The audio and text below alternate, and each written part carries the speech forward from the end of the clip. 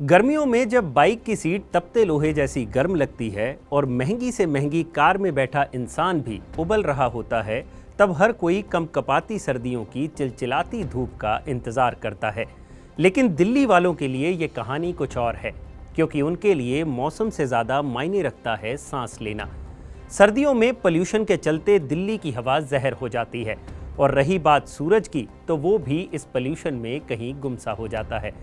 तो चलिए आज अनकट पर बात होगी दिल्ली के पोल्यूशन की और इसे रोकने के उपायों की, और आखिर क्यों इन उपायों का इस्तेमाल नहीं हो रहा, इस बात पर भी चर्चा होगी।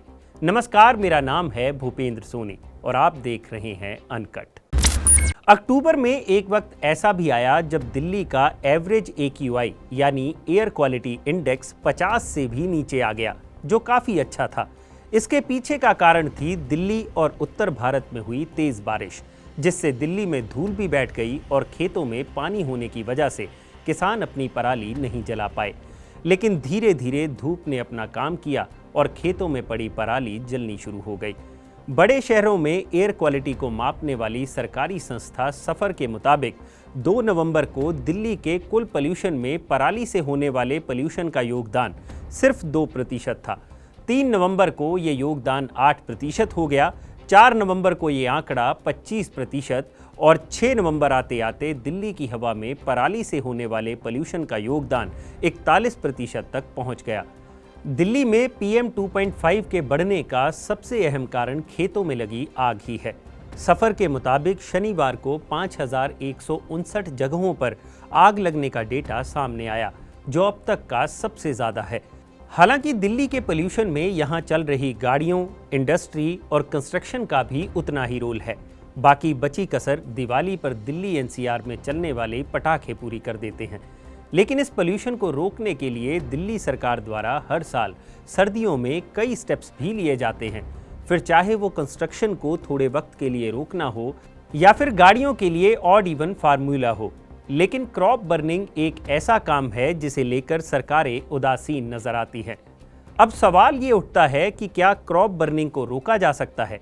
अगर हाँ, तो फिर कैसे? दिल्ली में पराली जलने से पैदा होने वाले पोल्यूशन के लिए पंजाब, हरियाणा और उत्तर प्रदेश जैसे राज्य जिम्मेदार हैं।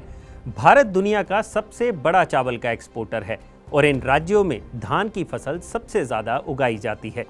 इस धान की फसल को काटने के लिए कंबाइन का इस्तेमाल होता है, जो काफ़ी कम वक्त में धान तो निकाल देती है, लेकिन पीछे काफ़ी पराली छोड़ देती है।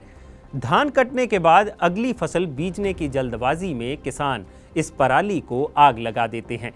लेकिन इस पराली को जलाने के अलावा भी कुछ विकल्प मौजूद हैं। इस पजल का पहला आंसर है हैप्पी सीडर। ये एक तरह की मशीन होती है जो गेहूं का बीज बोने के साथ साथ धान की पराली को भी हटा देती है। ये मशीन आसानी से किसी भी ट्रैक्टर के पीछे फिट हो जाती है और इसे ऑपरेट करना भी आसान है। यानी इस मशीन का इस्तेमाल करने वाले किसान को अपनी पराली को आग लगाने की ज़रूरत नहीं पड़ती। अब जो किसान मशीन का इस्तेमाल नहीं करना चाहते, तो उनके लिए दूसरा विकल्प भी है, जिसे बायोडिकम्पोजर कहते हैं। बायोडिकम्पोजर टेक्नोलॉजी को विकसित किया है इंडियन एग्रीकल्चरल रिसर्च इंस्टीट्यूट यानी IARI ने। इसकी एक किट में 4 कैप्सूल होते हैं, जिसका घोल 1 हेक्टेयर खेत के लिए काफ़ी होता है। ये बायोडिकम्पोजर 20 से 25 दिन में धान की पराली को डिकम्पोज कर देता है और इससे खेत की उपजाऊ शक्ति भी बढ़ती है। दिल्ली सरकार ने भी एक पायलट प्रोजेक्ट के तहत दिल्ली के आसपास के किसानों को ये बायोडिकम्पोजर मुफ्त में दिया था, ताकि वो अपनी पराली को जलाने से बचें। लेकिन अब बड़ा सवाल ये है कि अगर पहले से ही धान की पराली को ना जलाने के विकल्प मार्केट में हैं, तो फिर भी किसान खेतों में आग क्यों लगाते हैं? इसका जिम्मेदार है हमारा सिस्टम। नेट पर मौजूद जानकारी के मुताबिक हैप्पी सीडर मशीन की कीमत लगभग 2 लाख रुपए है और इसे खरीदने पर पंजाब सरकार द्वारा सब्सिडी भी दी जाती है, जो 50% से लेकर 80% तक है। यानी अगर कोई किसान अपने लिए मशीन खरीदना चाहता है तो उसे 50% सब्सिडी मिलती है। वहीं अगर कोई रेंटल सर्विसेज के तहत ये मशीन लेना चाहता है तो उसे 80% तक सब्सिडी दी जाती है। लेकिन रिपोर्ट्स की माने तो किसानों को ये मशीन अभी भी महंगी लगती है, क्योंकि खर्चा सिर्फ इस मशीन को खरीदने का ही नहीं, इसके रखरखाव का भी है। छोटे किसान जिनके पास ज़्यादा भूमि नहीं है, वो जब इस मशीन को रेंट पर लेने जाते हैं तो इसके लिए लंबा इंतज़ार करना पड़ता है, जिसके चलते वो अपनी पराली को आग लगा देते हैं और इसका खामियाजा दिल्ली वालों को भुगतना पड़ता है। रही बात बायोडिकम्पोजर की, तो इसको इस्तेमाल ना करने के पीछे की वजह है अगली फसल को बीजने के लिए किसानों की जल्दबाजी, क्योंकि बायोडिकम्पोजर के छिड़काव के बाद लगभग 20 से 25 दिन का इंतजार करना पड़ता है। लेकिन ज़्यादातर किसान इतना लंबा इंतजार नहीं करना चाहते और सरकारें भी किसानों को फिलहाल समझा पाने में नाकाम ही रही हैं कि ये विकल्प उनके लिए कितने ज़रूरी हैं।